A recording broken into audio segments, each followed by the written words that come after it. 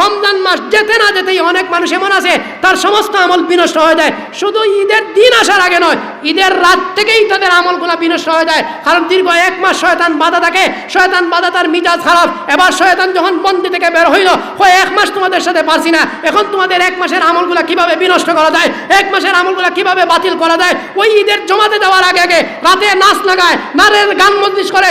অনেক যুবক ভাইরা এমন আছে, অনেক মানুষ এমনও আছে ঈদের রাতেতে নাচ গান করে তাদের আমলগুলোকে বাতিল করেছে। কোনো কোনো মুড়ে মুড়ে এলাকায়, কোনো কোনো রাজধানী এলাকায়, কোনো কোনো জেলা শহরে, কোনো কোনো বাজারে এমন আছে গানগুলো বাজানো হয়েছে, বাংলা গান, হিন্দি গান, আর ওই সমস্ত গানগুলোর মাধ্যমে দীর্ঘ 1 মাসের সাধনাকে বিনষ্ট করেছে। বলুন কথা ঠিক না বেঠিক বললাম?